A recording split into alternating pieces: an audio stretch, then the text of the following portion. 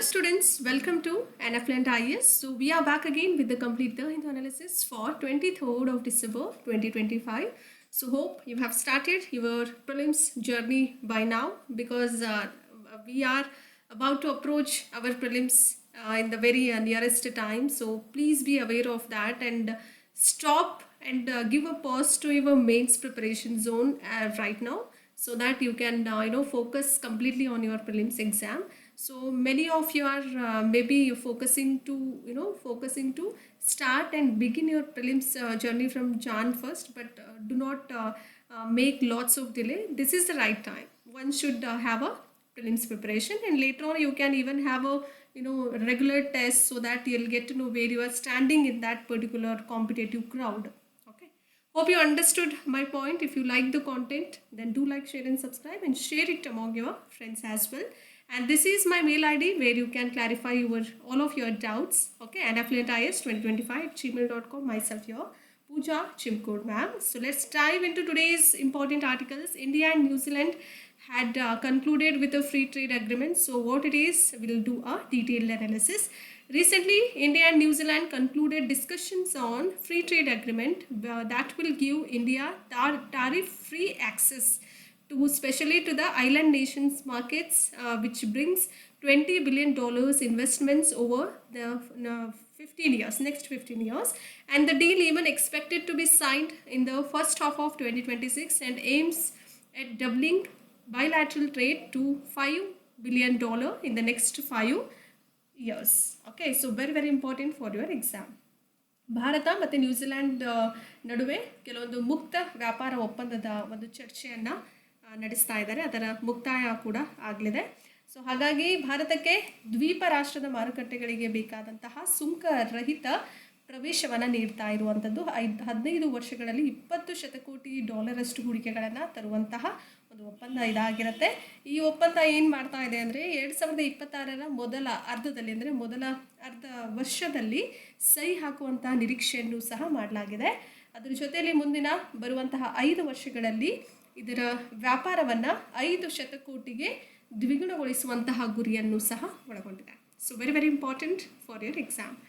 New Zealand to get all these duty-free access to goods such as sheep, meat, wool, coal and over 95% to forestry and wood articles, and duty concessions needs to be done on the items such as kiwi fruit. Kiwi, as you can see, it looks like this, and wine, seafood, cherries, avocados and persimmons and bulk infant formulas, manuka honey and milk albumins, and these were the items where they need to get a duty concessions.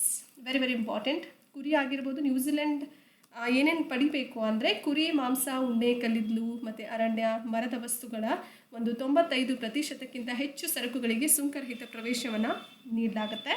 ಅದ್ರ ಜೊತೆಯಲ್ಲಿ ಅವ್ರು ತೊಗೊಳ್ಬೇಕು. ಅದ್ರ ಜೊತೆಯಲ್ಲಿ ಕಿವಿ ಹಣ್ಣು ಆಗಿರ್ಬೋದು, wine ಆಗಿರಬಹುದು, ಸಮುದ್ರದ ಒಂದು ಆಹಾರ, ಚೆರಿಗಳಾಗಿರ್ಬೋದು, ಅವಕಾಡೋಗಳಾಗಿರ್ಬೋದು, ಪರ್ಸಿಮನ್ಗಳು, ಬೃಹತ್ ಅಂದರೆ ಶಿಶು ಸೂತ್ರಗಳಾಗಿರ್ಬೋದು, ಜೇನುತುಪ್ಪ, ಮನುಕ ಜೇನುತುಪ್ಪ ಆಗಿರ್ಬೋದು, ಹಾಲಿನ ಅಲ್ಬುಮಿನ್ಗಳಂತಹ ವಸ್ತುಗಳ ಮೇಲೆ ಸುಂಕ ರಿಯಾಯಿತಿಗಳನ್ನು ಪಡೆಯುವಂತಹ ಒಂದು ಉತ್ತಮವಾದಂತಹ ಒಪ್ಪಂದ ಅಂತಲೇ ಹೇಳ್ಬೋದು. And no concessions in the dairy sector. Very important. Okay, dairy ವಲಯದಲ್ಲಿ ಯಾವುದೇ ರೀತಿಯ ರಿಯಾಯಿತಿಗಳು ಕಂಡು ಬರ್ತಾ ಇಲ್ಲ. And Indian professionals in skilled occupations to get temporary employment entry visa pathway and stay of up to 3 years. So very important again. ಕೌಶಲ್ಯಪೂರ್ಣ ಉದ್ಯೋಗಗಳಲ್ಲಿ ತೊಡಗಿರುವಂತಹ ಭಾರತೀಯ ವೃತ್ತಿಪರರಿಗೆ ತಾತ್ಕಾಲಿಕವಾದಂತಹ ಉದ್ಯೋಗ ಪ್ರವೇಶದ ವಿಸಾ ಆಗಿರಬಹುದು ಮತ್ತು 3 ವರ್ಷಗಳವರೆಗೆ ವಾಸ್ತವ್ಯವನ್ನು ನೀಡುವಂತಹ ಒಂದು ಒಳ್ಳೆಯ ಒಪ್ಪಂದ ಅಂತಲೇ ಹೇಳ್ಬೋದು. This is about India and New Zealand free trade agreement. Discussions has been made, so finalized in the recent discussion part, concluded. Okay, so next, if you are moving on to the important article, India's 8 core industries, it has an acronym, short acronym for ICI. Okay, I stands for India, C stands for core, and again one more I stands for your industry. 8 is a number. We do have 8 core sectors. We'll be discussing all together in the detail analysis. ಭಾರತದ 8 ಒಂದು ಪ್ರಮುಖವಾದಂತಹ ಕೈಗಾರಿಕೆಗಳು ಅಂದರೆ core ಅಂದ್ರೇನು ತುಂಬ ಅಂದರೆ core ವಲಯ ಅಂತಲೇ ಕರಿತೀವಿ. ಸೊ ಆ ಕೈಗಾರಿಕೆ ಬಗ್ಗೆ ನೋಡೋಣ. So recently in the center Union government or the center says that core sector grew at 1.8% in the month of November, and the base year is for the calculation of the current series of ICI is 2011 and 12. Base year would be 11 and 12. Very very important. Okay, ಕೇಂದ್ರವು ನವೆಂಬರ್ನಲ್ಲಿ core ವಲಯ ಅಂತ ಬಂದಾಗ ಈ ಕೈಗಾರಿಕೆಯು 1.8% ಬೆಳೆದಿರುವಂಥದ್ದು ಅನ್ನುವಂಥ ಹೇಳಿಕೆಯನ್ನು ನೀಡಿದೆ. ICIನ ಪ್ರಸ್ತುತವಾದಂಥ ಸರಣಿಯಲ್ಲಿ ಮೂಲ ವರ್ಷ ಅಂತ ತೆಗೆದುಕೊಳ್ಳೋದು ಅಥವಾ ನೋಡೋದಾದರೆ 2011ರಿಂದ 12ನ ಮೂಲ ವರ್ಷವಾಗಿ ತೆಗೆದುಕೊಳ್ಳಲಾಗುತ್ತೆ. And about ICI, the core sector in India comprises of about 8 key industries. One is coal, crude oil, natural gas, petroleum refinery products, fertilizers, steel industry, cement and electricity, out of which the highest one has got electricity has got a highest production, and the core sector 19.85%. So very very important for your exams. Okay, so highest would be petroleum refinery products, followed by others. So highest one is this one, 28.04%. Please to remember, this particular question had been asked in the previous year questions. Okay, which one has got a highest production in the country with regards to core sector? So it is only about petroleum refinery products. So highest and the least you need to remember. And the index of 8 core industries, ICI, is prepared every month. Every month it will be prepared and released by the Office of the Economic Advisor, OEA, and Department for Promotion of Industry and Internal Trade under the Ministry of Commerce and Industry. Very very important. ಭಾರತದ ಪ್ರಮುಖ ವಲಯವು 8 ಪ್ರಮುಖ ಕೈಗಾರಿಕೆಗಳನ್ನು ಒಳಗೊಂಡಿರುವಂಥದ್ದು. ಕಲ್ಲಿದ್ದಲು, ಕಚ್ಚಾ ತೈಲ, ನೈಸರ್ಗಿಕ ಅನಿಲ, ಪೆಟ್ರೋಲಿಯಂ ಸಂಸ್ಕರಣಾ ಉತ್ಪನ್ನಗಳು, ರಸಗೊಬ್ಬರಗಳು, ಉಕ್ಕು, ಸಿಮೆಂಟ್ ಮತ್ತು ವಿದ್ಯುತ್. ಇದರಲ್ಲಿ ಅತಿ ಹೆಚ್ಚು ಉತ್ಪಾದನೆ ಮಾಡುವಂತಹ ಒಂದು ವಲಯ ನೋಡೋದಾದರೆ ಅದು ಪೆಟ್ರೋಲಿಯಂ ಸಂಸ್ಕರಣಾ ಉತ್ಪನ್ನಗಳು 28.04% ಒಳಗೊಂಡಿದೆ. ಅತಿ ಹೆಚ್ಚಾಗಿರೋದು ಯಾವುದು, ಅತಿ ಕಡಿಮೆ ಇರೋದು ಯಾವುದು, ಇದ್ರ ಬಗ್ಗೆ ಸ್ವಲ್ಪ ನಿಮಗೆ ಅದ್ರ ಬಗ್ಗೆ ಒಂದು ವೇಗ್ ಐಡಿಯಾ ಇಟ್ಕೊಳ್ಬೇಕಾಗುತ್ತೆ. ತುಂಬ ಪ್ರಮುಖವಾದಂಥ ಪ್ರಶ್ನೆ ಇದಾಗಿರುತ್ತೆ. ಸೊ ಕಳೆದ ವರ್ಷದಲ್ಲಿ ಇದ್ರ ಬಗ್ಗೆ ಕೇಳಿದರು, ಯಾವುದು ಅತಿ ಹೆಚ್ಚು ಕೋರ್ ವಲಯದಲ್ಲಿ ಅತಿ ಹೆಚ್ಚು ಉತ್ಪಾದನೆ ಮಾಡುವಂತಹ ವಲಯ ಯಾವುದು ಅಂತ ಕೇಳಿದಾಗ ಪೆಟ್ರೋಲಿಯಂ ರಿಫೈನರಿ ಪ್ರಾಡಕ್ಟ್ ಅದರ ಉತ್ತರ ಆಗಿತ್ತು. ಅದೇ ರೀತಿ 8 ಪ್ರಮುಖ ಕೈಗಾರಿಕೆಗಳು ಅಂದರೆ ICI ಸೂಚ್ಯಂಕವನ್ನು ಪ್ರತಿ ತಿಂಗಳಿಗೆ ಸಿದ್ಧಪಡಿಸಲಾಗುತ್ತೆ. ಅದನ್ನು ಆರ್ಥಿಕ ಸಲಹೆಗಾರರ ಕಚೇರಿ, ಕೈಗಾರಿಕೆ ಮತ್ತು ಅಂತಾರಾಷ್ಟ್ರೀಯ ವ್ಯಾಪಾರ ಉತ್ತೇಜನ ಇಲಾಖೆ ಅಂತ ಕರಿತೀವಿ. ಅದರ ಅಡಿಯಲ್ಲಿ ಕೈಗಾರಿಕಾ ಸಚಿವಾಲಯವು, ವಾಣಿಜ್ಯ ಮತ್ತು ಕೈಗಾರಿಕಾ ಸಚಿವಾಲಯವು ಬಿಡುಗಡೆ ಮಾಡುತ್ತೆ ಅಂತ ಹೇಳಲಾಗುತ್ತೆ. Okay, this is what is very important. Again we are moving on to the next important article, Erasmus Plus.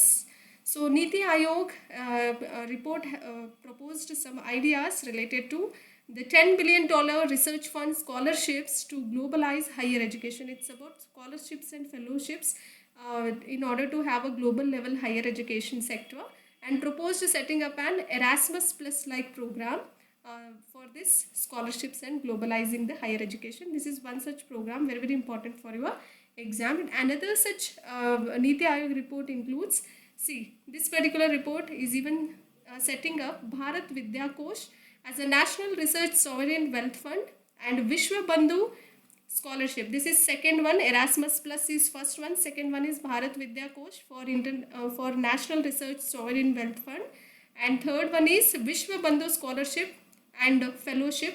This is the fourth one. Vishwa Bandhu scholarship is different and Vishwa Bandhu fellowship is different, and both these scholarship and fellowship work for foreign students and foreign research talent and faculties. This is for foreign purpose, international level, Vishwa Bandhu scholarship and fellowship. Do remember, these were the 3 important reports launched by Niti Aayog, established by Niti Aayog. Very very important for your exams. So Erasmus ಬಗ್ಗೆ ನೋಡೋದಾದರೆ ಎರಾಸ್ಮಸ್ plus ಅಂತಲೇ ಕರಿತೀವಿ. ಇಲ್ಲಿ ಇತ್ತೀಚೆಗೆ ಸುದ್ದಿಯಲ್ಲಿ ನೀತಿ ಆಯೋಗವು ಉನ್ನತ ಶಿಕ್ಷಣವನ್ನು ಜಾಗತೀಕರಣ ಮಾಡಲಿಕ್ಕೆ $10 ಬಿಲಿಯನ್ ಅಷ್ಟು ಸಂಶೋಧನಾ ನಿಧಿ ಆಗಿರ್ಬೋದು, ವಿದ್ಯಾರ್ಥಿ ವೇತನಗಳನ್ನು ಪ್ರಸ್ತಾಪ ಮಾಡಿದೆ. ಎರಾಸ್ಮಸ್ ಪ್ಲಸ್ ಥರದ ಕಾರ್ಯಕ್ರಮವನ್ನು ಸ್ಥಾಪಿಸಲಿಕ್ಕೂ ಕೂಡ ಇದು ಪ್ರಸ್ತಾಪಿಸಿದೆ. ಇದರ ಜೊತೆಯಲ್ಲಿ ಇನ್ನೂ ಉಳಿದ ಒಂದು 2-3 ಒಂದು ಕಾರ್ಯಕ್ರಮವನ್ನು ಆಯೋಜನೆ ಮಾಡಿರುವಂಥದ್ದು ನೀತಿ ಆಯೋಗ. ಯಾವುದು ಅಂತ ನೋಡೋಣ. ನೀತಿ ಆಯೋಗದ ವರದಿಯು ವಿದೇಶಿ ವಿದ್ಯಾರ್ಥಿಗಳು ಮತ್ತು ವಿದೇಶಿ ಸಂಶೋಧನಾ ಪ್ರತಿಭೆಗಳು ಅಂತ ಕರಿತೀವಿ. ವಿಶ್ವಬಂಧು ಸ್ಕಾಲರ್ಶಿಪ್ ಮತ್ತು ಫೆಲೋಶಿಪ್ನ ಕರಿತೀವಿ. ವಿದೇಶಿ ಸಂಶೋಧನಾ ಪ್ರತಿಭೆಗಳು ಮತ್ತು ವಿದೇಶಿ ವಿದ್ಯಾರ್ಥಿಗಳು ಅಂತ ಕರಿತೀವಿ. ಮತ್ತು ಅಧ್ಯಾಪಕರನ್ನು ಆಕರ್ಷಿಸಲಿಕ್ಕೆ ಅಂದರೆ ಬೇರೆ ದೇಶದಿಂದ ಅಂತಾರಾಷ್ಟ್ರೀಯ ಒಂದು ವಿದೇಶಿಯ ಅಧ್ಯಾಪಕರನ್ನು ಆಕರ್ಷಿಸಲಿಕ್ಕೆ ರಾಷ್ಟ್ರೀಯ ಸಂಶೋಧನಾ ಸಾರ್ವಭೌಮ ಸಂಪತ್ತು ನಿಧಿಯಾಗಿ ಭಾರತ ವಿದ್ಯಾಕೋಶ್ ಮತ್ತು ವಿಶ್ವಬಂಧು ವಿದ್ಯಾರ್ಥಿ ವೇತನ ಮತ್ತು ಫೆಲೋಶಿಪ್ಪನ್ನು ಸ್ಥಾಪಿಸ್ತಾ ಇದೆ ಅಂತ ಹೇಳಾಗ್ತಾ ಇದೆ. ಸೊ ಭಾರತ ವಿದ್ಯಾಕೋಶ್ ಇದೊಂದು ರಾಷ್ಟ್ರೀಯವಾದಂತಹ ರಾಷ್ಟ್ರೀಯ ಸಂಶೋಧನಾ ಸಾರ್ವಭೌಮ ಸಂಪತ್ತು ನಿಧಿಯಾಗಿ ನೋಡ್ತೀವಿ. ಅದೇ ಥರ ವಿಶ್ವಬಂಧು ಸ್ಕಾಲರ್ಶಿಪ್ ಮತ್ತು ಫೆಲೋಶಿಪ್ ಅಂತ ಬಂದಾಗ ಇದು ಫಾರಿನ್ ಸ್ಟೂಡೆಂಟ್ಸ್ ಬಗ್ಗೆ ಮತ್ತು ಫಾರಿನ್ ರಿಸರ್ಚ್ ಟ್ಯಾಲೆಂಟ್ಸ್ ಆಗಿರ್ಬೋದು, ಅಲ್ಲಿ ರಿಸರ್ಚ್ ಮಾಡ್ತಾ ಇರುವಂಥ ಟ್ಯಾಲೆಂಟ್ಸ್ ಆಗಿರ್ಬೋದು, ಅಲ್ಲಿರುವಂಥ ಫ್ಯಾಕಲ್ಟೀಸ್ ಬಗ್ಗೆ ಹೇಳುವಂಥದ್ದು. So these were the 3 important programs were launched and established by Niti Aayog, very very important for your exams. Erasmus Plus, it is the flagship education, training, youth and the sports program of the European Union. It's a European Union's program. Erasmus Plus, it is a flagship related to education, training, youth and sports program. So very very important, it is a European Union program. Erasmus plus ಅಂತ ಬಂದಾಗ European ಒಕ್ಕೂಟದ ಪ್ರಮುಖವಾದಂತಹ ಶಿಕ್ಷಣ ಆಗಿರ್ಬೋದು, ತರಬೇತಿ, ಯುವಜನತೆ ಮತ್ತು ಕ್ರೀಡೆಯ ಕಾರ್ಯಕ್ರಮವಾಗಿರುವಂಥದ್ದು. In design to promote international mobility, academic cooperation and cultural exchange across the countries. Okay, ಅಂತಾರಾಷ್ಟ್ರೀಯ ಚಲನಶೀಲತೆ, ಶೈಕ್ಷಣಿಕ ಸಹಕಾರ, ದೇಶಾದ್ಯಂತ ವಿನಿಮಯ ಮತ್ತು ಸಾಂಸ್ಕೃತಿಕತೆಯನ್ನು ಉತ್ತೇಜಿಸಲಿಕ್ಕೆ ವಿನ್ಯಾಸಗೊಳಿಸಲಾದಂತಹ ಉತ್ತಮವಾದಂತಹ ಕಾರ್ಯಕ್ರಮ ಅಂತಲೇ ಹೇಳ್ಬಹುದು. Very important for your exams. Anshudeep, again very important, it's an indigenous anti submarine, very very important for your exams. Again Anshudeep ಅಂತ ಬಂದಾಗ ನೋಡೋಣ. Anshudeep, it is an indigenous anti submarine shallow water craft joins the navy. So that is how it was in the news. ಸ್ಥಳೀಯ ಜಲಾಂತರ್ಗಾಮಿ ವಿರೋಧಿ, ಅಂದರೆ ಬೇರೆ ಶಿಪ್ಗಳೇನು ವಿರೋಧವಾಗಿರುತ್ತೋ ಅದನ್ನು ಏನಂತಾರೆ, ಪೂರ್ತಿಯಾಗಿ ನಾಶಪಡಿಸುವಂತಹ ಒಂದು ಉತ್ತಮವಾದಂತಹ ಜಲಾಂತರ್ಗಾಮಿ ವಿರೋಧಿ ಆಳವಿಲ್ಲದ ನೀರಿನ ನೌಕೆ ಅಂತಲೇ ಕರಿತೀವಿ. ಅಂಜದೀಪ್ನ ನೌಕಾಪಡೆಗೆ ಸೇರ್ಪಡೆಯಾಗಿರುವಂತಹ ಒಂದು ಮುಖ್ಯವಾದಂತಹ ಉತ್ತಮವಾದಂತಹ ಸುದ್ದಿಯನ್ನು ನೀವಿಲ್ಲಿ ಕಾಣಬಹುದು. Indian navy received Anshudeep, which is the third of 8 anti submarine warfare shallow water craft indigenously designed. So ಭಾರತೀಯ ನೌಕಾಪಡೆಯು ಸ್ಥಳೀಯವಾಗಿ ವಿನ್ಯಾಸಗೊಳಿಸಲಾದಂತಹ 8 ಜಲಾಂತರ್ಗಾಮಿ ವಿರೋಧಿ ಯುದ್ಧ ಆಳವಿಲ್ಲದ ನೀರಿನ ನೌಕೆಗಳಲ್ಲಿ ಇದು 3ನೇದಾದಂಥದ್ದಾಗಿರುವಂಥದ್ದು ಯಾವುದು, ಅಂಜದೀಪ್ ಅಂತ ಹೇಳಲಾಗ್ತಾ ಇದೆ. Marking another significant step in India's drive towards self Reliance in defence ship building. Okay, it's marking a significant step towards India's drive, especially with regards to self-reliance in defense shipbuilding. ರಕ್ಷಣಾ ಹಡಗು ನಿರ್ಮಾಣದಲ್ಲಿ ಭಾರತದ ಸ್ವಾವಲಂಬನೆಯಲ್ಲಿ ಮತ್ತೊಂದು ಮಹತ್ವದ ಹೆಜ್ಜೆಯನ್ನು ಗುರುತಿಸಲಾಗಿದೆ. ಅಂಜದೀಪ್, which is named after Anjadeep Island off the coast, which is located near coast of Kavar in Karnataka and is a reincarnation of the erstwhile INS Anjadeep. So that is how the name Anjadeep. ಕಾರವಾರದ ಕರಾವಳಿಯಲ್ಲಿರುವಂತಹ ಒಂದು ಯಾವುದಂದರೆ ಅಂಜದೀಪ್ ಅನ್ನುವಂತಹ ದ್ವೀಪದ ಹೆಸರನ್ನು ಅವರ ಹೆಸರಿಗೋಸ್ಕರನೇ ಹೆಸರಿಸಲಾಗಿರುವಂಥದ್ದು. ಹಿಂದಿನ INS ಅಂಜದೀಪ್ನ ಪುನರ್ಜನ್ಮನೆ ಆಗಿರುವಂಥದ್ದು ಅಂತ ಹೇಳಲಾಗ್ತಾ ಇದೆ. ರೀಇನ್ಕಾರ್ಷನ್ ಅಂತ ಕರೀತಾರೆ, ಪುನರ್ಜನ್ಮ. And next important article, we are talking about MAVEN spacecraft. MAVEN stands for Mars, Atmosphere and Volatile Evolution. So what it is, let's dive. It's a NASA's aircraft called as MAVEN. Do remember NASA, ISRO, they'll give lots of options, so please be aware about that. MAVEN is with regards to your NASA. Okay, NASA has lost contact with its MAVEN craft, which reached Mars just before Mangalyaan. Okay, so NASA has completely lost. See what happened. MAVEN craft has been there in Mars for decades, so that is how it was in the news, and it is completely related with NASA. Do remember, this is very important for your exam. ಮಂಗಳಯಾನಕ್ಕೆ ಸ್ವಲ್ಪ ಮೊದಲು ಇದು MAVEN ಹಡಗಿನ ಸಂಪರ್ಕವನ್ನು NASA ಕಳೆದುಕೊಂಡಿದೆ ಅನ್ನುವಂತಹ ಸುದ್ದಿಯನ್ನು ಇಲ್ಲಿ ಕಾಣಬಹುದು. ಮಂಗಳದ ಒಂದು ವಾತಾವರಣ ಆಗಿರ್ಬೋದು, ಅದರ ಬಾಷ್ಪಶೀಲ ಹಳದಿಯ ಬಾಹ್ಯಾಕಾಶ ನೌಕೆ ಅಂತ ಕರೆಯಲಾಗುತ್ತೆ. So it will examine so many things while in a Mars. NASA launched MAVEN in the month of November 2013 from Cape Canaveral in Florida. So you need to remember the history. NASA 2013 ನವೆಂಬರಲ್ಲಿ ಫ್ಲೋರಿಡಾದ Cape ಕ್ಯಾನವೆರಲ್ನಿಂದ MAVEN ಅನ್ನೋದನ್ನ ಉಡಾವಣೆ ಮಾಡಲಾಗುತ್ತೆ. MAVEN's job, the duty of MAVEN at Mars is to measure the thin upper atmosphere and the ionosphere, charged particles high above the surface, and it also watches how the sunlight and solar wind interact with them.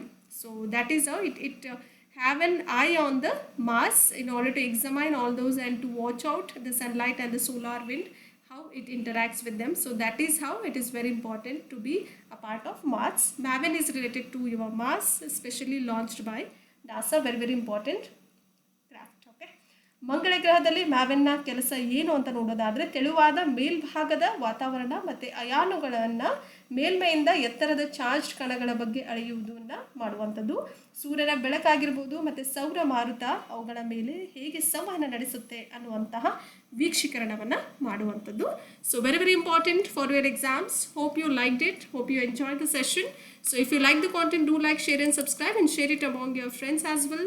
Keep loving us, keep sharing us. Thank you and have a good time.